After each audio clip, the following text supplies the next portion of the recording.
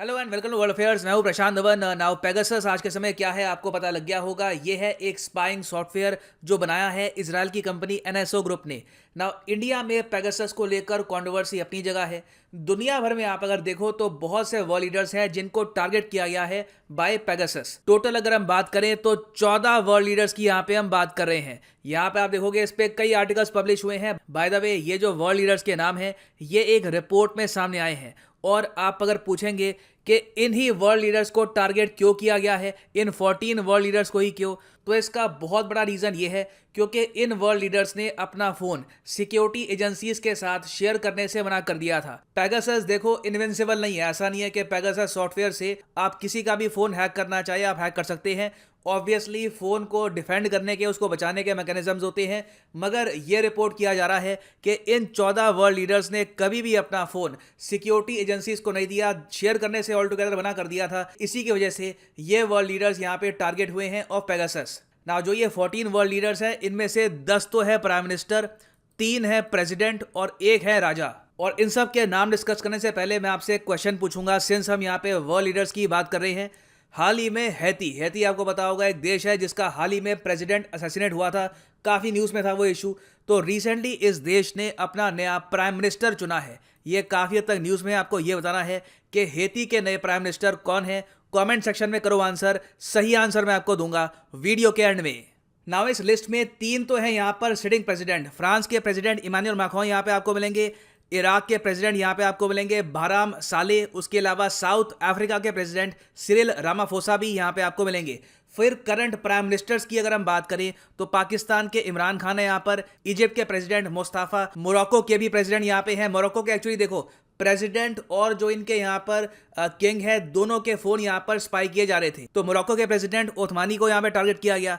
उसके अलावा 7 है यहाँ पर फॉर्मर प्राइम मिनिस्टर्स। इनमें वेरियस कंट्रीज आती हैं जैसे कि Lebanon, Uganda, Belgium. Various countries के जो फॉर्मर प्राइम मिनिस्टर्स हैं इनका भी फोन यहाँ पे हैक किया गया था यूजिंग पेगासस। और एक है यहाँ पे मुनार्क मतलब राजा, मोरक्को के किंग मोहम्मद। नाउ इमरान खान की अगर हम बात करें तो यहाँ पे रिपोर्ट्स में ये लोग ब्लेम कर रहे हैं इंडिया को। इन लोगों के हिसाब से Imran Khan was chosen as person of interest by India in 2019। ये बात खैर बिल्कुल भी सरप्राइजिंग नहीं है। मगर फ्रांस के प्रेसिडेंट इमानुएल मैक्रों की अगर आप बात करें तो इनकी जासूसी कौन सा देश कर रहा था, तो यहाँ पे आप जान के हैरान होंगे कि मोरक्को की जो इंटेलिजेंस एजेंसी है ये यहाँ पे इनकी जासूसी कर रही थी 2019 में। अब ये देश मोरक्को कहाँ पर है ये मैप में आपको दिखा देता हूँ। तो यहाँ पे आप देखोगे ये एशिया का मैप है, ये है हमारा प्यारा भारत और यहाँ पे है मोरक्को। ना मोरक्को एक बहुत ही ज़्यादा कंट्रोवर्शियल देश है क्योंकि मोरक्को के हिसाब से जो यहाँ पे आप रीजन देख रहे हो वेस्टर्न सहारा का, ये इनका पार्ट है। वेराज दुनिया के कई देश ये मानते हैं कि वेस्टर्न सहारा एक इंडिपेंडेंट देश है और ये मोरक्को का पार्ट नहीं है। इसको लेकर बहुत पॉलिटिक्स होती है, काफ़ी इंटरनेशनल राइवलरीज भी है इस बात को लेकर कि मोरक्को का असली लैंड एरिया क्या है। तो 2019 के बाद से मोरक्को काफ़ी इंटरेस्टेड क्यों है इन द फ्रेंच प्रेसिडेंट। देखो इसके कई रीज़न हो सकते हैं। एक रीज़न तो ये हो सकता है कि पिछले कुछ सालों में फ्रांस के प्रेसिडेंट ने धीरे धीरे फ्रेंच सोल्जर्स को पुल आउट किया है फ्रॉम नॉर्दर्न अफ्रीका। आपको पता होगा ये जो रीजन है यहाँ पर ये है साहेल रीजन ऑफ अफ्रीका। यहाँ पर फ्रांस की आर्मी डिप्लॉयड थी। हजारों फ्रेंच सोल्जर्स एंश्योर करते थे कि यहाँ पर आतंकवादी संगठन ना खड़े हो जाएं और कल को यूरोप या इवन नॉर्दर्न अफ्रीका को टारगेट ना करना स्टार्ट कर दे। तो इमानुएल मैक्रों का यहाँ पे क्या व्यू पॉइंट है? क्या ये यहाँ पे चाहते हैं कि फ्रांस के सोल्जर्स यहाँ पे डिप्लॉयड रहे? फ्रांस की क्या इन्वॉल्वमेंट होगी अफ्रीका में? ऑब्वियस सी बात है मोरक्को इसको लेकर काफी इंटरेस्टेड रहा होगा और इसलिए इन्होंने यहाँ पे काफी लंबे समय तक जासूसी करी है इमानुएल मैक्रों की। इसके अलावा आप अगर देखें तो एक इशू ये भी हो सकता है कि हाल ही में एक बहुत ही बड़ा डिस्प्यूट खड़ा हो गया था स्पेन और मोरक्को के बीच में। आपको याद होगा इस पर मैंने एक वीडियो भी बनाई थी। करीब 4 लाख लोग ये वीडियो देख चुके हैं। मोरक्को स्पेन क्राइसिस, यहाँ पर बेसिकली हुआ क्या था? क्या है कि बहुत सारे माइग्रेंट्स अल्जीरिया से, लीबिया से ये भाग के आ गए मोरक्को में और ये चाहते थे कि मोरक्को से ये जल्दी पहुंच जाए स्पेन में। तो मोरक्को यहाँ पर क्या कर रहा था कि इन लोगों को एंट्री दे रहा था स्पेन की और पूरे यूरोप की। इस बात को लेकर स्पेन ने धमकी दी कि हम आपके अगेंस्ट मिलिट्री एक्शन भी लेंगे अगर आपने इलीगल इमिग्रेंट्स की एंट्री अपनी तरफ से नहीं रोकी इनटू यूरोप। बाद में फिर फ्रांस ने यहाँ पर इंटरफेरेंस करी और कोशिश यहाँ पर यह करी कि मोरक्को और स्पेन के बीच में एक जंग ना शुरू हो जाए। तो देखिए फ्रांस का बहुत बड़ा रोल है अफ्रीका में, नॉर्दर्न अफ्रीका में। जो G5 साहेल कंट्रीज हैं उसको भी फ्रांस सपोर्ट करता है। तो इससे आप समझ गए होंगे यहाँ पर कि मोरक्को ने इमानुएल मैक्रों को टारगेट क्यों किया होगा ना। फिर अगला क्वेश्चन यहाँ पर यह आएगा, मोरक्को के जो राजा हैं, जो अलग से इनके प्रेसिडेंट हैं, उनकी जासूसी किसके द्वारा हो रही थी? देखो इंटरेस्टिंग बात यह है कि मोरक्को में ना जो मेन पावर है वो इनकी इंटेलिजेंस एजेंसी के पास है। जिस तरीके से पाकिस्तान में भी आप अगर देखोगे तो मेन पावर है आईएसआई के पास, इनकी आर्मी के पास। सिमिलरली मोरक्को में भी आप अगर देखो तो इनकी जो आर्मी है, जो इनकी सीक्रेट सर्विस एजेंसी है, ये इतनी पावर रखती है अपने पास कि इनकी सीक्रेट सर्विस एजेंसी ने ही अपने राजा और अपने प्रेसिडेंट पर स्पाइंग करनी स्टार्ट कर दी। और इसलिए मोरक्को में आज के समय डिस्प्यूट इसी बात को लेकर है कि राजा और प्रेसिडेंट की स्पाइंग हो रही थी इनकी ही इंटेलिजेंस एजेंसी द्वारा। हालांकि पॉसिबिलिटी यहाँ पर यह भी है कि इनके किंग और प्रेसिडेंट को यह बात ऑलरेडी पता होगी, तो इस बात को लेकर हो सकता है कि मोरक्को में इन द फ्यूचर एक पॉलिटिकल क्राइसिस भी खड़ा हो जाए। नाउ अगला क्वेश्चन यहाँ पे आप पूछेंगे, ठीक है, फिर साउथ अफ्रीका के प्रेसिडेंट सिरिल रामाफोसा, इनकी जासूसी कौन कर रहा था? यहाँ पे क्या इशू आ गया था?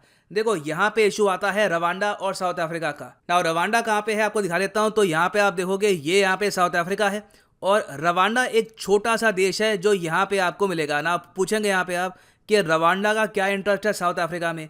देखो क्या है कि रवांडा में आपको पता होगा पिछले कुछ सालों में बहुत ज़्यादा इंटरनल स्ट्रगल हुई है, पावर को लेकर सिविल वॉर हुई है। एक टाइम पर यहाँ पर रिसेंटली जेनोसाइड भी हुआ था। तो क्या है कि आज के समय रवांडा में जो एस्टैब्लिशमेंट पावर में है, इनके खिलाफ जो लोग थे, जो रवांडा की ऑपोजिशन में थे एक टाइम पर, जिनके खिलाफ करप्शन के चार्जेस हैं, देशद्रोह के चार्जेस हैं, ये सब लोग भाग के आज के समय रह रहे हैं साउथ अफ्रीका में। और रवांडा ने काफ़ी बार साउथ अफ्रीका को ये कहा है कि जो लोग हमारे देश में करप्शन के आरोपी हैं, जिन लोगों ने हमारे देश में तख्ता पलट करने की कोशिश करी थी, उनको आप शरण दे रहे हो, ये हम एक्सेप्ट नहीं करेंगे। और इसी बात को लेकर रवांडा और साउथ अफ्रीका के रिलेशंस काफ़ी हद तक खराब है। तो इससे आप समझ सकते हैं रीज़न यहाँ पर क्या रहा होगा कि रवांडा की गवर्नमेंट सिरिल रामाफोसा, जो साउथ अफ्रीका के प्रेसिडेंट हैं, इनकी जासूसी कर रही थी पेगासस के जरिए।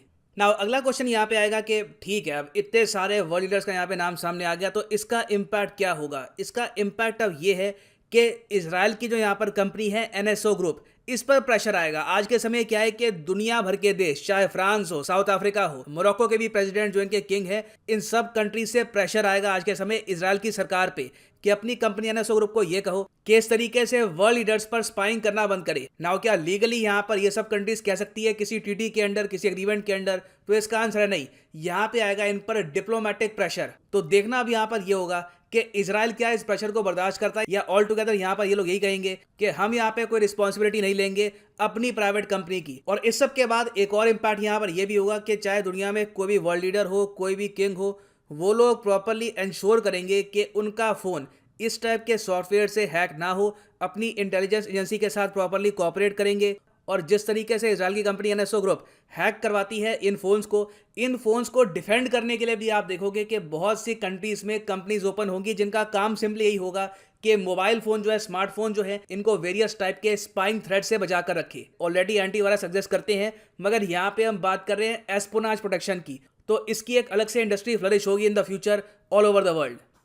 और फाइनली यहाँ पे मैं ये भी ऐड कर दूं कि आप किसी भी एग्जाम की तैयारी कर रहे हैं, चाहे UPSC, SSC, bank, any examination, simply जाओ unacademy.com पे, choose the course of your choice. For example, अगर आप प्रिपेयर करना चाहते हैं for UPSC, click on UPSC, get subscription, और यहाँ पे आप परचेज कर सकते हैं प्लस या फिर आइकॉनिक कोर्स। जो प्लस कोर्स है ये 24 मंथ का आपको पड़ेगा for just 3000 rupees per month, मगर ये प्राइस पे मत कर देना। यूज़ करो यहाँ पे promo code PD10 and the prices will fall. So use the promo code PD10 and save money. So इसी नोट के साथ ये है वीडियो का अंत। Thank you for listening and as always God bless you all.